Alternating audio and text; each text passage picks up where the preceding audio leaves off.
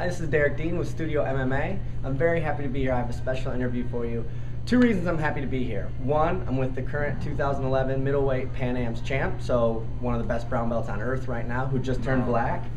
And two, he's actually a trainer of mine. So, I mean, I see the guy on a daily basis. I can attest to his jiu-jitsu. I'm with Izao Reyes. And first question, tell me about getting into jiu-jitsu. What got you into jiu-jitsu? Why have you stayed in it this long? Most people back down after, you know, white to blue belt. Why are you still here? I'd say what got me into jiu-jitsu was definitely the Gracie family. Royce Gracie in the UFC just dominated.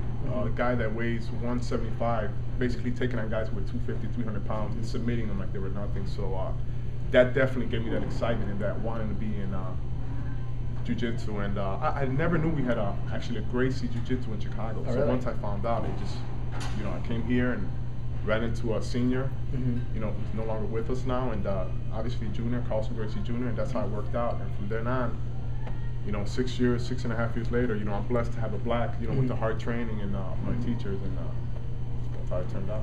Well, training, how has it affected your life? How has jiu-jitsu affected your life, your diet? You know, or you hear people, oh, I was an angry person, I was punching holes in walls, then jiu-jitsu, like, it's mellowed me, and I'm healthier.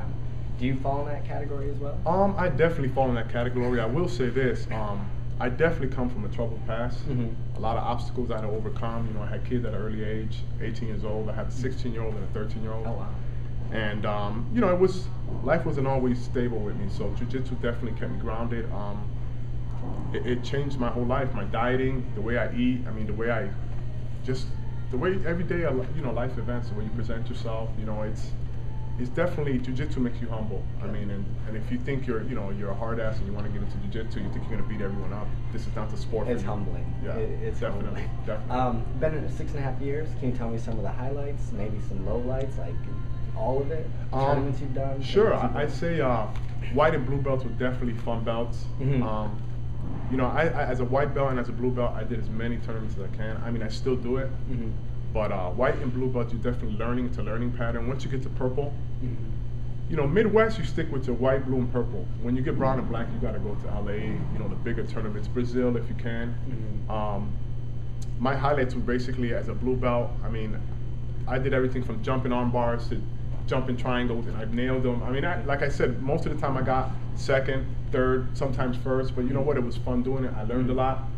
Purple belt, same thing. Brown belt, you know, was more, okay, now you got to play smart, you know, because brown, black, basically almost the same thing.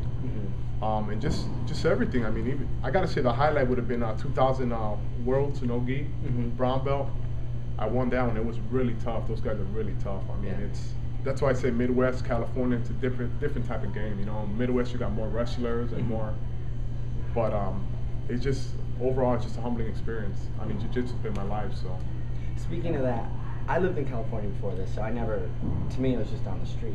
But here in the Midwest, you have people who, they do good here, but they never really go test themselves in other waters. I mean, how do you feel about that? You got the guy who, I win the Midwestern grappling every year, go, you know, you know, I won't say any names. You know, there's definitely team members with the Carlson Gracie family, you know, not with the Gracie name, but in the Carlson Gracie team that, you know, just guys, you know, they get their black, they sit back, they don't want to compete. And, you know, to me, I'm totally against that. You know, it happens, I'm sure, with Gracie Baja, it happens with everyone. You know, Gracie Baja has around 4 schools here. You know, and it's just guys, you know, I don't know if they don't have confidence in their technique. You know, they blame injuries, knee being the favorite injury. Oh, my knee's blown out. But then you see them in class tapping out white and blue belts. You know what I mean? So, you know, I just don't get that. Once you're brown and black, I think you should be going to California. It just gives the best tournaments, you know, the most prestige. IBJJF, you know, Carlinhos Gracie putting on a good show. And I just don't see why guys just want to stick with the Midwest. They're not really proving themselves, you know. They come across, oh, I'm the Midwest champion. What is that, Midwest champion? You know, I mean, with all due respect, you got to go to the West Coast to fight. I mean, it is what it is. I mean, best in the world rival. Exactly. Now, Carlson Sr. was your original teacher. Yes. Do you still feel that way? Because my original teacher's in California. Yes. I love all you guys, but to me, in my head, like that's when I go. That when I get belt promotions, I'll still fly there just so they can check it out and say you're good. Yes. Do you still feel that way? And do you have any stories about Senior? I agree. Senior has been, my teacher and will always be my teacher. I love Carlson Gracie Jr., but Senior is my heart. Senior is my teacher. He taught me everything. When I first came here, I can tell you a story where I came here, I was coming with, Hicks and Gracie, and I mean, back then, that's all I knew. I was like, Hicks and Gracie, the Bass, Hoyts, those guys, and they are really, really good. But the first one who came before Hickson was Carlson Gracie Sr. So Hickson became a Carlson Gracie Sr. by watching him, because Carlson Gracie Sr., as you guys may know, he was fighting back in the 50s and 60s, Vale Tudo. And to me, for him, after he passed 2 years that I trained with him, and I was training 6 days a week, I mean, it was a real honor. And when he passed away, it hit us very hard. So, I mean, it always hurts when, when you have a belt promotion and Senior's not here. I got emotional at the podium in Pan Am's when I got promoted to black, because Senior wasn't there, but he was in my heart. And, it's always tough. Senior's my teacher. Like I said, I love Carlson Gracie Jr., but Senior always be my teacher, and that's just the way it goes. Okay. Well, you see, there's people, and then there's artists. Yes. He's an artist. He believed in Jiu-Jitsu, and he held it in very high regard. And you don't see him getting drunk in his gi. Definitely. He just gave so much to the sport, along with Haley Gracie also. They just gave so much to the sport. They're no longer with us. So, but. Now, I was at the Chicago Open with you, where if you've ever seen Izzy, it's probably him reffing. Like, he's one of the best refs there. Everyone else just looks around and doesn't really care about their fighters, but Izzy actually watches out for people and their safety. So if you've seen him and you recognize him, it might be because he's helped you. Didn't get your arm broke. He helped, or he didn't let you break someone else's arm. Now, at the Chicago Open, I remember we were both training, and you had a weight, and you made your weight, and then you weren't satisfied with how many people you'd have to fight, so you went up in weight in a sport that most people drop down. How was it? Why'd you do that? I mean, you could have taken the easy road. Yeah, well, first and foremost, I am 34 years old. I'll be 35 actually April 6th next week. Actually, this week, Wednesday, and I always try to test myself. I'm supposed to be fighting Masters. Pan Am's, I did Masters. I won that brown belt Masters. But I try to do adult just to test myself. I said, let me go heavy, medium heavy. I was, I believe, 18, 19 pounds on the weight. I got up that day weighed in. I was 173 without my gi. And of course, when you weigh in, you have to be, I think the limit is 194.5 for medio pesado. And, I just decided, let me bump myself up. These guys are stronger. It'll get me ready for Pan Am's. And that's what I did. I lost my first one. I got third place, but you know what? I learned something. I don't blame my opponent. He did what he had to do. I lost on points. And it is what it is. You learn out there. And I gave it my all, and he beat me on points. And congrats to him. I remember talking to you. You said he's tough. Like, he's tough. He's crackling. And his ankle, I put him in a foot lock. He wouldn't tap. He's a good guy, So there's a lot of good guys in the Midwest, like I've said before, and guys just need to test themselves and go to California. I'll draw back to that. Even some of our team members. I mean, it is what it is. And Carlson is very frustrated with that. So Junior, he's very frustrated with that. And sooner or later it's going to change. It's just only a matter of time. So. Most people get their promotions in a ceremony. I don't know if anyone's ever seen a belt promotion. All the gym members, all the team members show up. We do the belt ceremony. Then we get thrown. And in old school, you get hit with a belt. Apparently, they don't do that anymore. But you didn't have that. You had yours at the Pan Am's, at the podium. What was that like? I mean, a lot of strangers. It wasn't your team. You had like 6 team members.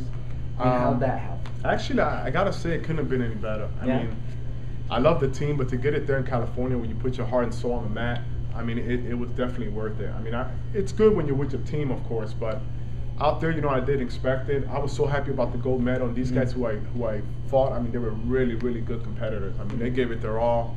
All the guys in that bracket were tough. I mean, I can't say anything less about any of them. Just going up there, and when they call their name on the podiums, I'm up there, and I didn't even expect it. I'm like, where's my team at, And then I see, Carlson Gracie Jr. coming. I see Carlos Rodriguez, Noe Flores, Daniel Wanderlei. I see all those guys coming. I'm like, oh, okay, there they go. Then the cameras come out. After the pictures, the actual pictures. Yeah, the actual pictures, and you're snapping pictures. Next thing you know, I see Junior whipping out this black belt. I mean, it was the most humbling thing. One of the best days of my life. Yeah, definitely. Now that tournament, you had Junior coaching you, didn't you? Yes. How was that?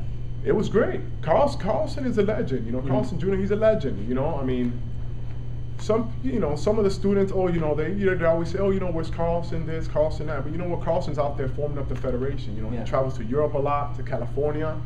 I tell him all the time, you need to travel. We got the school. We'll take care of the school. And that's what he needs to be doing. He was out there. He started coaching me. And it was amazing. I mean, Carlson is world class. I mean, He's got a lot of technique, has over 30 years under his belt. I mean, he's done it all. And who else to teach him better than, you know, his dad, Carlson Gracie Sr. So it was definitely a great time and a great experience. So. And you said he's forming his own gym, but you're forming your own gym. I mean, you're staying with the association, the Carlson Gracie team, but you're forming your own gym. How's that going? I mean, what goes into that? Oh man, it's you can't just walk in with a sign and say throw it on the mats and here we are. Oh no, I wish it was like that. But you know, you got to get your attorneys. They got, you know, the agents who I'm dealing with. They got their attorneys, and it's back and forth. I've been actually going back and forth for about 2 months now for this space, and you know, it's going to be good. It's going to be in Greektown in Chicago. Okay. Around Jackson and Halsted. Okay. My team is going to be Team Movimiento. It stands for movement. Okay. And I'm going to be under Carlson. I mean, I'm always going to be Carlson, you know, so no matter what, this is my home.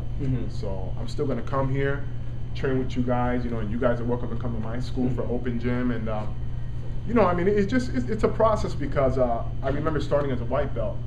Then you got guys getting into black, they branch off, open schools, actually help Junior out, Carlson out, and, you know, create the name, make it bigger.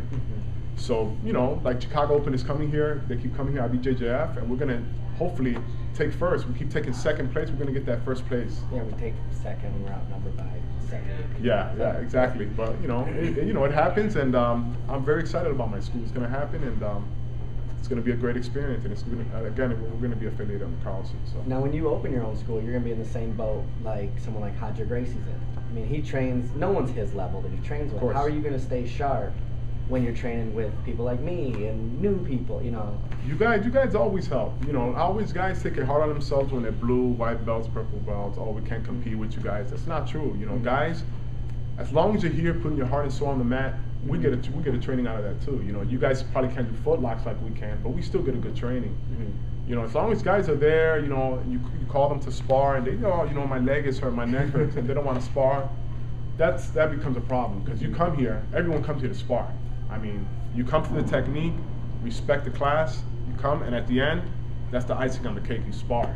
Everyone likes to spar. I mean, so I'm still going to be coming here when my school's open and training with higher belts, training with you, of course, Derek. And I'll be around. So, you know, things are going to be moving forward. I'm planning to go, to the Worlds in June, and that's adult level, very tough bracket. Middleweight's one of the toughest brackets. Yeah. And those guys are a lot of good guys, and you know, I'm gonna give it my all, and you know, see where it goes from there. How you feeling? It's black belts now. You're in a whole new world of competition.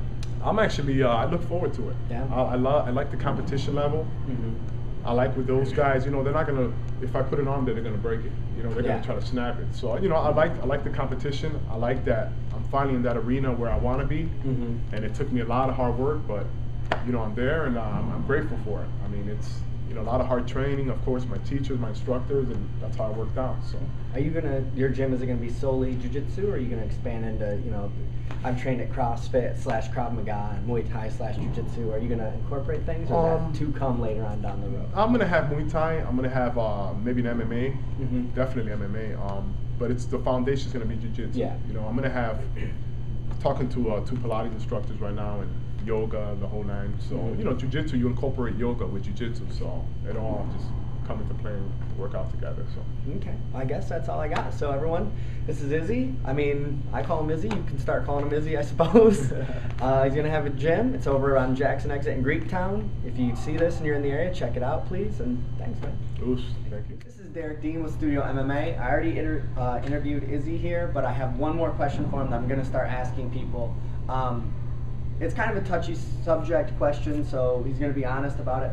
But in mixed martial arts, there's a lot of guys who are black belts, guys who have never competed in jiu-jitsu, and they've never actually worn a gi, which is unfair because if you don't know gi chokes, you technically can't even be a blue belt.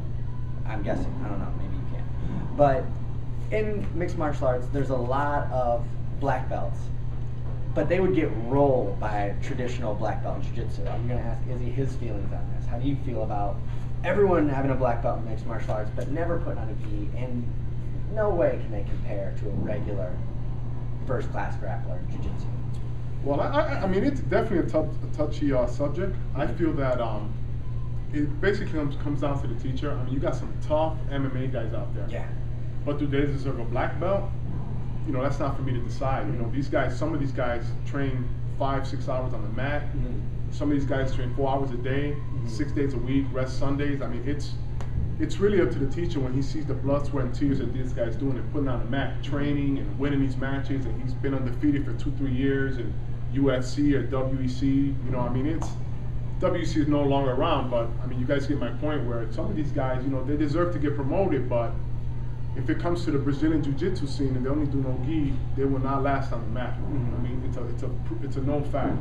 But I think they know this also. Yeah. They'll do like maybe no gi tournaments, or maybe like Abu Dhabi, that's more no gi.